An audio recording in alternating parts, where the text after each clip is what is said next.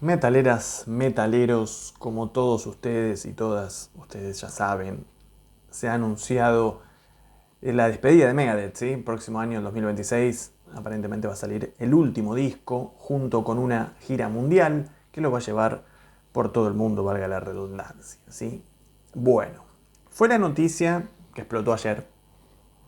Yo me quise tomar, me gusta siempre con estos temas.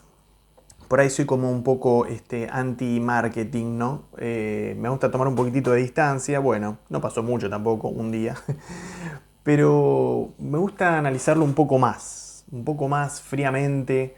La primera reacción que todos vamos a tener con una banda tan histórica, tan importante para la historia del metal y que a mí en lo personal me toca mucho porque es una banda que me gusta mucho, que escuché muchísimo en mi adolescencia. Entonces la primera reacción lógicamente va a ser de tristeza y bronca, ¿sí? Pero siempre hay que analizar las cosas más profundamente, con más claridad, con más frialdad, tener en cuenta un poco la historia de la banda, el pasado y el presente, ¿no? Para poder llegar a conclusiones me parece un poco más valiosas, un poco más sabias, ¿sí?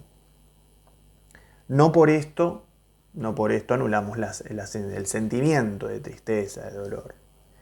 ¿Cuál es ese sentimiento de tristeza, de dolor? Bueno, como decía recién, una banda tan importante para la historia del metal y que creo que para la gran mayoría de los metaleros y metaleras es una banda también, ¿no?, de muchísima aceptación, y en el caso particular de los metaleros y metaleras en Argentina hay un vínculo muy especial con Megadeth y en particular con Dave Mustaine, ¿no?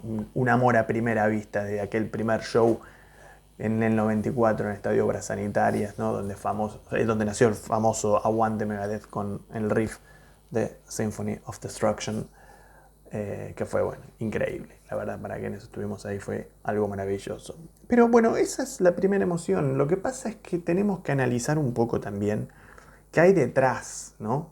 ¿Qué hay detrás de una banda? ¿Qué hay detrás de un músico?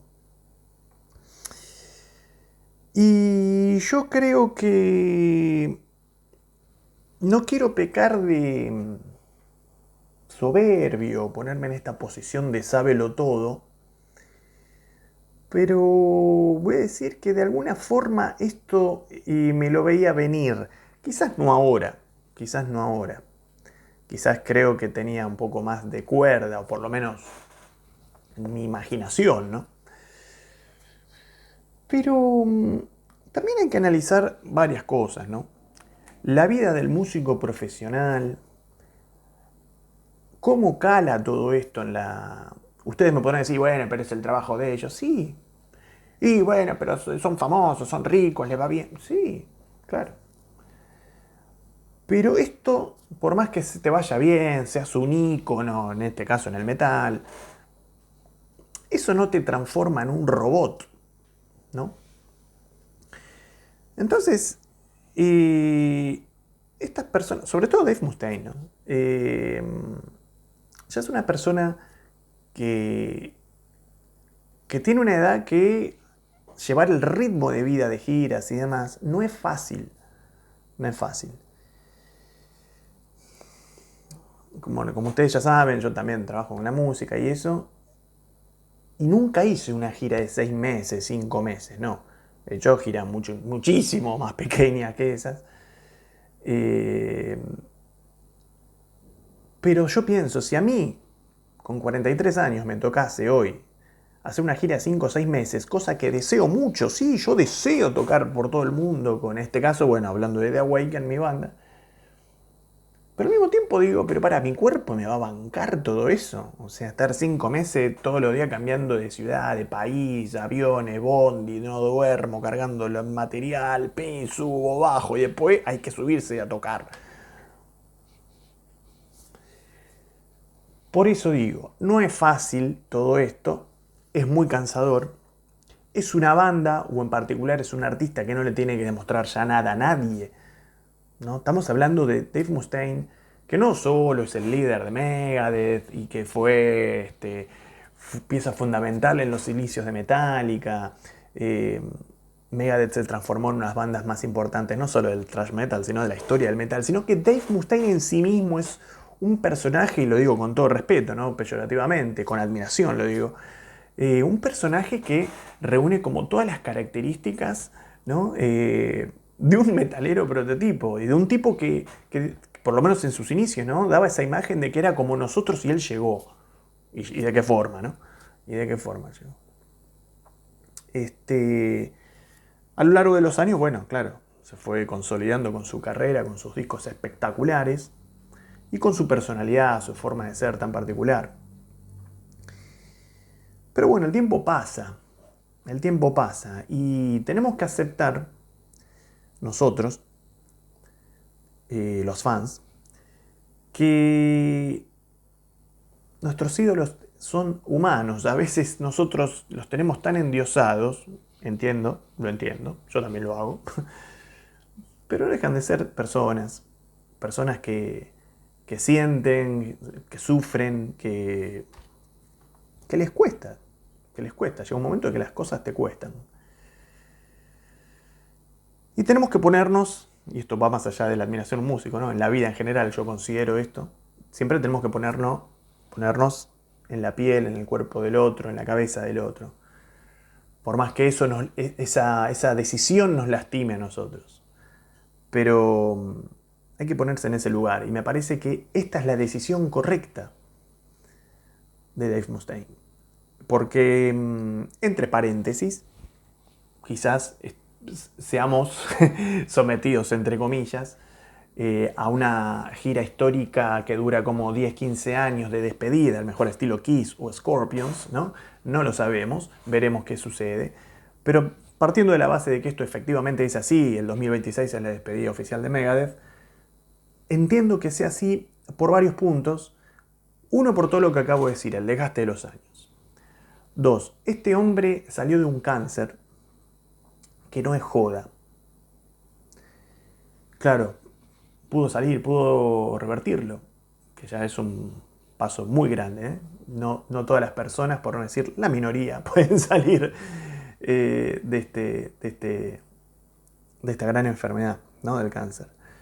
Pero al margen de eso, el tránsito es muy cansador, es muy desgastante. Y el tipo pudo salir, ¿no? No es el mismo, ¿no? Me parece que vamos a coincidir que lo vemos un poco más cansado en el escenario, bueno, en su voz, en el último disco, que fue un muy buen disco para mí. Pero bueno, ya se nota que con razón, lógicamente, lo entiendo, no le estoy bajando línea, ya no es lo mismo y cuesta mucho. Y nosotros tenemos que aceptar, ¿no? Es como el retiro de un jugador, digo, nuestros héroes, no sé, Maradona, Messi, Bocini, Alonso, Riquelme, Kempes, no sé, los grandes jugadores de la historia del fútbol argentino, tampoco son para siempre. En un momento, qué sé yo, el Diego no jugaba lo mismo a los 22 años que a los 38, ¿no? Mismo Messi, que es un futbolista en actividad, es un fenómeno, un fuera de serie, pero bueno, no tiene el mismo ritmo futbolístico que hace 10 años. Es entendible. Bueno, ¿qué pasa con estos ídolos? Claro, son muy ídolos para nosotros. Ese es el tema, ¿no? Y cuesta a veces disasociar esta situación de ponerse en el lugar del otro y bajarlo a lo terrenal, a lo humano, porque son personas que a nosotros nos cambiaron la vida, ¿no? Yo pensaba, ¿no? En mi caso particular con Megadeth, es una banda que a mí me volvió loco, de pendejo, como decía recién.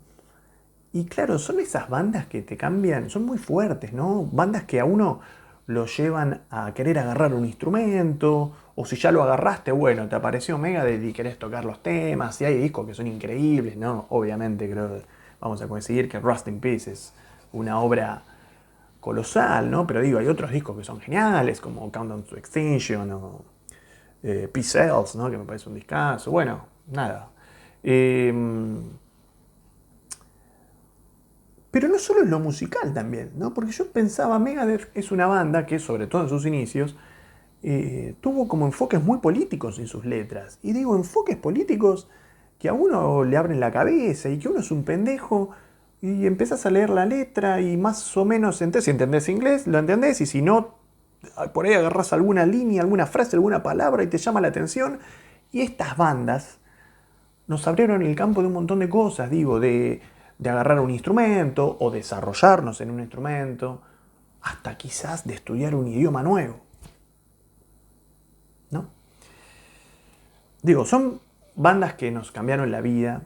En el caso, como decía, de Megadeth en relación a temas políticos, bueno, claro, empezar a estudiar temas políticos que no forman parte de la agenda mediática intencionalmente a nivel mundial, o si forman parte muy sutilmente o muy parcialmente hacia el interés del cual está difundiendo esa información, ¿no? Pero bueno, claro, nosotros estos tipos nos abrían la cabeza en todos los aspectos, en una revolución.